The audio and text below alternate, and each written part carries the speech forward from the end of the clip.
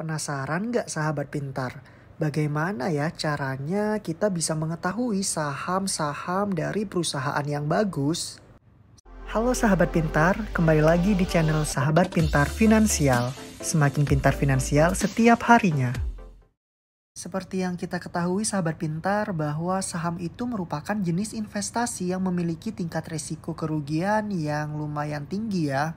Apalagi ketika kamu berinvestasi saham tanpa disertai penilaian kualitas perusahaan secara tepat. Tapi tenang aja sahabat pintar, karena berikut ini kita akan kasih tahu kamu gimana caranya melakukan atau memilih saham-saham dari perusahaan secara tepat. Karena dengan memilih perusahaan yang tepat atau perusahaan-perusahaan yang bagus, maka investasi saham kita tentunya akan cuan maksimal. Yuk sahabat pintar, langsung aja kita simak bagaimana cara memilih saham-saham dari perusahaan yang bagus yang bisa langsung kamu praktikkan. Yang pertama, kamu harus mencari perusahaan-perusahaan yang penjualan atau pendapatannya terus naik dari tahun ke tahun atau konsisten mengalami pertumbuhan. Kamu bisa melihatnya di laporan keuangan pada bagian laporan laba rugi. Tidak hanya berhenti di situ, tapi kamu juga harus melihat laba atau profit dari perusahaan tersebut. Carilah laba atau profit perusahaan yang terus naik atau konsisten tumbuh. Karena seringkali ada perusahaan yang penjualan atau pendapatannya meningkat drastis, tetapi malah laba atau profitnya turun. Berikutnya, kamu juga harus melihat atau mencari perusahaan-perusahaan yang memiliki DER atau Debt to Equity Ratio yang rendah. DER ini merupakan rasio antara hutang-hutang yang dimiliki oleh perusahaan dengan ekuitas atau modal perusahaan tersebut.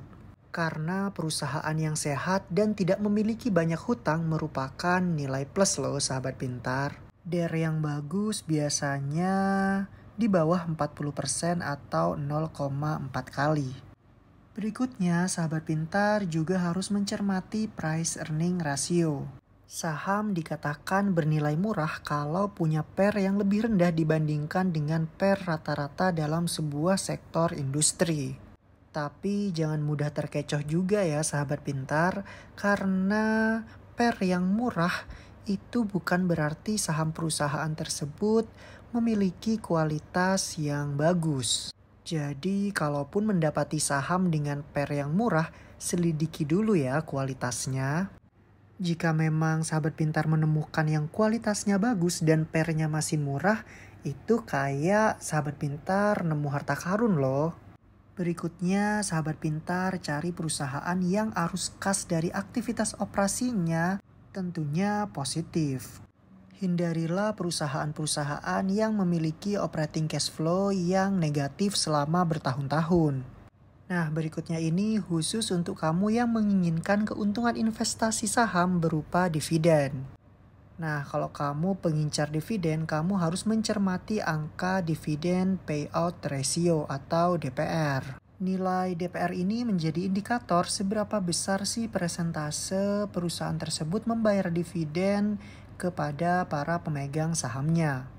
Nah, berikutnya atau yang terakhir, kamu juga harus melihat angka atau jumlah aset tetap atau fixed asset yang dimiliki oleh perusahaan tersebut. Tentunya cari yang tidak terlalu banyak memiliki fixed asset. Sahabat pintar bisa mencari perusahaan-perusahaan yang memiliki total aset tetapnya kurang dari 40% dari keseluruhan aset yang dimiliki oleh perusahaan tersebut. Karena itu berarti perusahaan tersebut tidak harus secara terus-menerus mengganti fixed asetnya untuk tetap bersaing di pasar. Nah, sahabat pintar, itu tadi 7 kriteria yang bisa kamu gunakan atau kamu praktekkan dalam memilih saham-saham perusahaan bagus yang tentunya layak untuk diinvest. Tapi ingat ya sahabat pintar, analisa atau kriteria tersebut tidak akan menjanjikan hasil yang pasti. Artinya, terdapat kemungkinan mengalami kerugian meskipun sudah melakukan analisa atau mengikuti kriteria-kriteria dan mempraktikkan secara lengkap. Karena dalam situasi seperti itu, jadikan kegagalan berinvestasi sebagai sarana belajar. Dari pengalaman tersebut, kamu bakal memperoleh banyak sekali pelajaran sehingga kamu mampu melakukan pembacaan analisa saham perusahaan-perusahaan dengan lebih baik. Dan jangan lupa di subscribe ya sahabat pintar supaya kamu makin pintar finansial setiap harinya.